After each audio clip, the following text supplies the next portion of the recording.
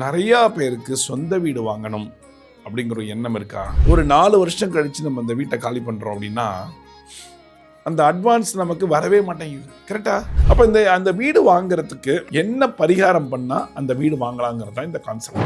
மஞ்சள் நல்லா அப்பி குங்குமம் போட்டு வச்சு ஒவ்வொரு செங்கல்கள்லையும் பூ வச்சிருங்க. ஓம் நமோ பூமி தேவியை நமக அப்படிங்கிற மந்திரத்தை கிட்டத்தட்ட 21 முறை 5 வெள்ளிக்கிழமை பண்ணணும். மனசார ஒரு பிரார்த்தனை.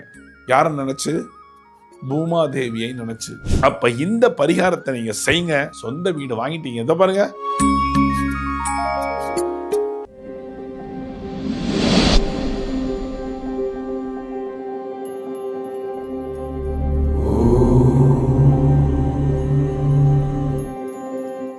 டேக் ஒன் பக்தி நேயர்களுக்கு அடியன் கோவிந்த பட்டரின் கொடானு கொடி நமஸ்காரம். இப்போ நிறையா பேருக்கு சொந்த வீடு வாங்கணும் அப்படிங்கிற ஒரு எண்ணம் இருக்கா? எவ்வளோ நாள் தான் வாடகை கொடுத்துட்டே இருப்போம்? இன்றைக்கி இருக்கிற நிலைமையில் பார்த்தீங்கன்னா வாடகை ஏறிட்டே இருக்கு. வாடகையோட இந்த அட்வான்ஸ் கொடுக்குறோம் பார்த்தீங்களா? ஒரு 4 வருஷம் கழித்து நம்ம அந்த வீட்டை காலி பண்ணுறோம் அப்படின்னா அந்த அட்வான்ஸ் நமக்கு வரவே மாட்டேங்குது. கரெக்டா? நான் பெயிண்ட் அடித்து கொடுத்தேன், நிறைய ஸ்க்ராட்ச் பண்ணிட்டீங்க, இந்த ப்ராப்ளம் அந்த ப்ராப்ளம் இந்த ப்ராப்ளம், கடைசியில் ஒரு போனால் போதுன்னு 5000 ரூபா கொடுப்பாங்க. கரெக்டுங்களா? ஸோ அப்போ இந்த சொந்த வீடு வாங்கணுங்கிற ஒரு எண்ணங்கள் எவ்வளோ பேருக்கு இருக்குது.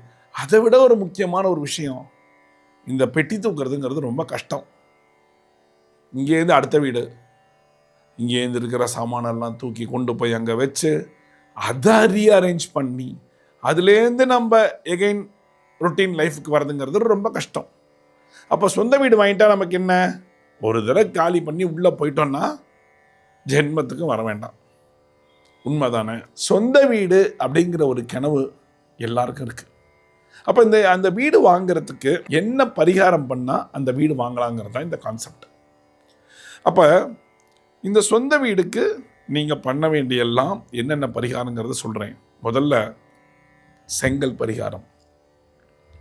5 வெள்ளிக்கிழமை எடுத்துக்கோங்க. புது 5 செங்கல் வாங்கிக்கோங்க. உங்கள் வீட்டு பூஜையில் அழகாக ஒரு பித்தளை தாம்பாளம் வச்சு அந்த செங்கலை வச்சு முதல்ல அபிஷேகம் பண்ணணும். என்னென்ன அபிஷேகம் பண்ணணும்? பால் வச்சுக்கோங்க. முதல்ல தண்ணி, பால், அதுக்கப்புறமா நல்லா தொடச்சிட்டு திரும்பி தண்ணி ஊற்றி தொடச்சிட்டு நல்லா ஒரு மஞ்சள் நல்லா அப்பி குங்குமம் போட்டு வச்சு ஒவ்வொரு செங்கல்கள்லையும் பூ வச்சுருங்க. பூ வச்சுட்டு நீங்கள் அந்த செங்கலை அர்ச்சிக்கணும். ஓம் நமோ பூமாதேவியை நமக சொல்லுங்க பார்க்கலாம். ஓம் நமோ பூமி தேவியை நமக. பூமாதேவி பூமி தேவி எல்லாம் ஒன்று தான். ஓம் நமோ பூமி தேவியை நமக அப்படிங்கிற மந்திரத்தை கிட்டத்தட்ட 21 முறை 5 வெள்ளிக்கிழமை பண்ணணும். எத்தனை வெள்ளிக்கிழமை? 5 வெள்ளிக்கிழமை. இந்த 5 வெள்ளிக்கிழமை நீங்கள் இதை பண்ணிட்டு 5வது வெள்ளிக்கிழமை நீங்கள் பால் பாயசம் எல்லாம் பண்ணி நைவேத்தியம் பண்ணி எப்பொழுதும் போல் அர்ச்சனை பண்ணிடுங்க. நைவேத்தியம் பண்ணி பிரார்த்தனை பண்ணுங்க. உட்காருங்க. தூப தீபங்கள்லாம் அந்த செங்கலுக்கு காமிச்சிட்டு உட்காந்து மனசார ஒரு பிரார்த்தனை. யாரை நினச்சி? பூமாதேவியை நினச்சி. ஏன்? நான் ஒரு சொந்த வீடு கூடிய சீக்கிரம் வாங்கணும். அதுக்கு உன்னுடைய அனுகிரகமும் ஆசீர்வாதமும் வேணும் அப்படின்னு அந்த பூமாதேவியை மனதார நினச்சிக்கிட்டு 5 நிமிடம் ப்ரே பண்ணுங்க. 5 நிமிடம் கண்ணை மூடிக்கோங்க. உங்களுடைய வாய் சொல்லிக்கிட்டே இருக்கணும். ஓம் நமோ பூமி தேவி நமக, ஓம் நமோ பூமி தேவி நமக சொல்லிக்கிட்டே இருக்கணும். அந்த 5 நிமிஷம். அந்த 5 நிமிஷம் சொல்லி முடிச்சுட்டு விட்டுருங்க. அன்னைக்கு எதுவும் பண்ண வேண்டாம். 5 வாரம் பூஜை பண்ணிட்டீங்களா?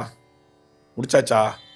இப்போ அந்த 5 கல்களை எடுத்து அடுத்த நாள் சனிக்கிழமை உங்கள் வீட்டுக்கு பக்கத்தில் இருக்கக்கூடிய பெருமாள் கோவில்களில் போய் வாசலில் அந்த செங்கலை வச்சு ஓரமாக, யாருக்கும் எந்த விதமான டிஸ்டர்பன்ஸ் இல்லாமல் ஓரமாக வச்சு அந்த பெருமாள் கோவிலில் போய், அங்கே உற்சவர் இருக்காரா, ஸ்ரீதேவி பூதேவி சமேத ஸ்ரீனிவாசரோ, ஸ்ரீதேவி பூதேவி சமேத ரங்கநாதரோ, ஸ்ரீதேவி பூதேவி சமேத லட்சுமி நாராயணன், யாரோ ஒரு பெருமாள் ஸ்ரீதேவியும் பூதேவியும் இருப்பார்கள்.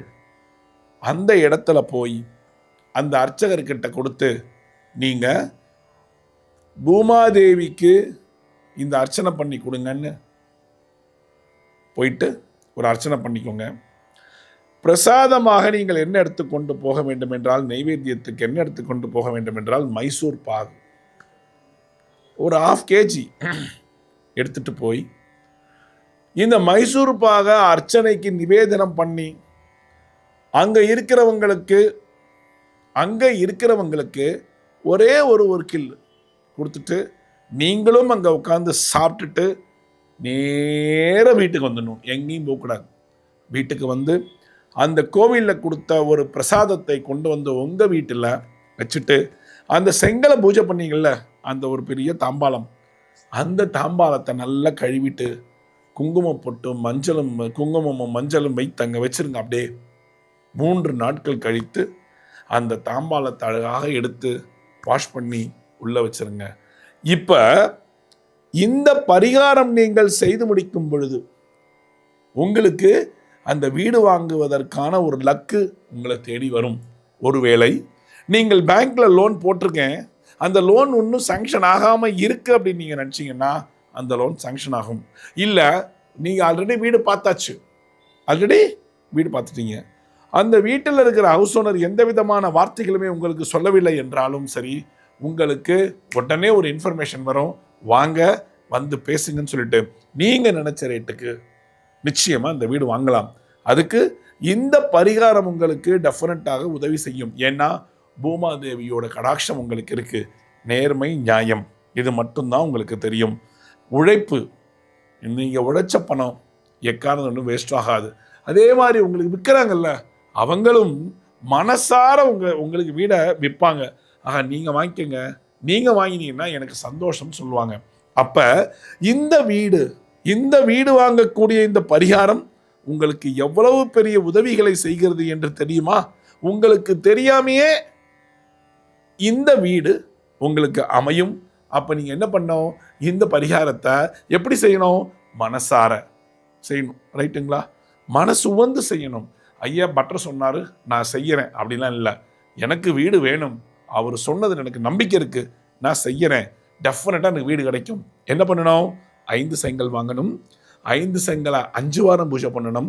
பூஜை பண்ணிட்டு 5வது வாரம் விட்டுட்டு சனிக்கிழமை அன்னைக்கு உங்க வீட்டுக்கிட்ட இருக்கிற பெருமாள் கோவில்ல ஓரமாக அந்த செங்கற்கல்ல கொண்டு போய் வச்சுட்டு நேர பூமாதேவிக்கு அர்ச்சனை பண்ணிட்டு பிரசாதமாக மைசூர் பாகு வாங்கி கொண்டு போய் நைவேத்தியம் பண்ணிட்டு எல்லாருக்கும் கொடுத்துட்டு நீங்களும் வீட்டுக்கு வந்துடணும்.